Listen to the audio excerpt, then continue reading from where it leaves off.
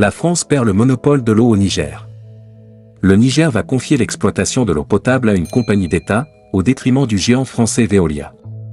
L'ancien ambassadeur français avait déjà tenu des propos polémiques sur la gestion de cette ressource vitale. Ça coule de source. En froid avec Paris, le Niger a décidé de nationaliser l'exploitation de son eau potable, mettant fin à son contrat avec le géant français Veolia et sa filiale SIN. Le contrat d'affermage arrivera à son terme le 31 décembre. C'est la Nigérienne des eaux, société d'État, qui reprendra le contrat d'exploitation. Une bataille de l'eau s'était déjà amorcée entre Niamey et Paris en février, après les propos polémiques de l'ambassadeur français, Sylvain Ité. Contrarié par les nouveaux partenariats entre le Niger et la Russie, le diplomate avait invité les habitants à arrêter de boire de l'eau, puisqu'elle est européenne. Une sortie qui avait suscité une vague d'indignation. L'ancien sénateur ivoirien Jean-Baptiste Pani avait par exemple rétorqué que la France pouvait bien arrêter d'utiliser ses centrales nucléaires, puisque celles-ci fonctionnaient avec de l'uranium nigérien. L'ambassadeur français s'était finalement excusé, devant le tollé suscité. Son mandat s'était d'ailleurs terminé quelques mois plus tard, puisque les nouvelles autorités avaient demandé son départ. La rupture du contrat d'affermage avec Veolia marque une étape significative dans la volonté du Niger de prendre le contrôle de ses ressources stratégiques. La Nigérienne des eaux, en tant que société d'État, sera responsable de la gestion de l'eau potable à partir du 1er janvier, date à laquelle le contrat actuel arrivera à échéance. Ça coule de source. En froid avec Paris, le Niger veut récupérer sa souveraineté en emboîtant le pas à ses alliés maliens et burkinabés. Tribune, défi énergétique, électrifier l'Afrique de l'Ouest et du Centre pour un avenir plus lumineux. Si le niveau d'électrification du Sénégal est l'un des plus élevés d'Afrique de l'Ouest avec un taux d'accès de 80%, de nombreux pays du continent font face à une véritable crise énergétique.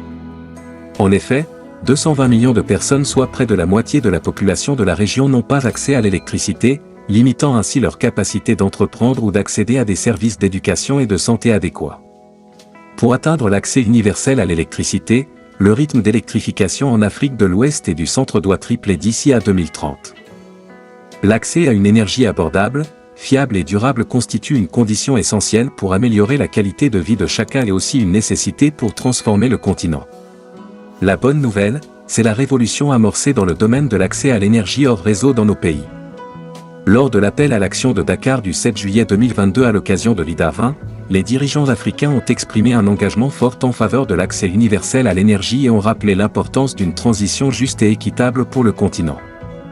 Dans ce contexte, les pays africains comptent utiliser notamment leurs ressources en gaz naturel comme énergie de transition pour atteindre les objectifs d'accès universel à l'électricité à moindre coût tout en facilitant la création d'emplois. Avec un pétrole à prix élevé, l'Afrique reste dépendante des énergies fossiles, surtout que les subventions aux carburants ont fortement augmenté, pesant lourdement sur le budget des États. La mauvaise qualité de la fourniture d'énergie figure en tête des préoccupations en matière d'évaluation du climat d'investissement et entrave la numérisation des économies. Le doublement des financements annuels de la Banque mondiale dans le secteur de l'énergie au cours des 3 dernières années a permis des améliorations significatives dans les États fragiles. Par exemple, en République centrafricaine, RCA, un nouveau parc solaire de 25 MW avec batterie de stockage alimentera en électricité 250 000 personnes, doublant sa capacité de génération électrique. Ce parc solaire remplacera plus de 90% de l'énergie actuellement générée par diesel, représentant une économie annuelle de 4 millions de dollars en coûts de combustible pour le gouvernement. La mise en service d'une centrale solaire de cette envergure en RCA, ainsi que de 5 mini-réseaux et de l'électrification de plus de 600 écoles et hôpitaux ainsi que de 50% des foyers d'ici 2030, est source d'espoir pour d'autres pays. Un autre exemple d'investissement à grande échelle dans le solaire, à savoir le projet régional d'intervention urgente dans le secteur de l'énergie solaire, propose un modèle d'appel d'offres concurrentiel pour augmenter l'accès à l'électricité pour des millions de consommateurs au Tchad, Libéria, Sierra Leone et au Togo, en stimulant la capacité énergétique renouvelable connectée au réseau, ainsi que la transmission et les interconnexions régionales. Atteindre un accès universel à l'électricité en Afrique subsaharienne nécessitera plus de 200 milliards de dollars de financement avec un rôle essentiel de l'investissement privé. Pour y parvenir, il est impératif de renforcer les cadres réglementaires et de développer des compagnies d'électricité financièrement solides. Au Nigeria, la plateforme DAR, Distributed Access True Renewable Energy Scale-up Nigeria, vise à étendre l'accès en développant les énergies renouvelables, tout en levant plus d'1 milliard de dollars de financement privé pour donner accès à l'électricité à plus de 15 millions de personnes. Le Sénégal quant à lui a signé en juin 2023 avec ses partenaires, notamment l'Allemagne, le Canada, la France, le Royaume-Uni et le Just Energy Transition Partnership, JET, au titre duquel le pays s'est engagé à porter de 31 à 40% la part des énergies renouvelables dans son mix énergétique d'ici 2030 avec l'accompagnement des partenaires. Mobilisation de 2,5 milliards d'euros en financement nouveau et additionnel sur une période initiale de 3 à 5 ans. Parmi ces projets, celui relatif à l'extension de l'accès à l'énergie permet au pays d'améliorer la résilience des infrastructures publiques essentielles, telles que les écoles et les centres de santé, ainsi que de développer les petites et moyennes entreprises en les connectant au réseau, ou à des centrales solaires off-grid. Par ailleurs, le pays progresse dans la mobilisation des financements des secteurs publics et privés pour soutenir ses objectifs d'expansion d'accès à l'énergie. Des investissements supplémentaires se concentrent à présent sur la réduction des écarts et le raccordement de tous au réseau. Faciliter le commerce de l'énergie au niveau régional pour faire baisser les coûts et offrir un accès plus large et plus fiable constitue une priorité.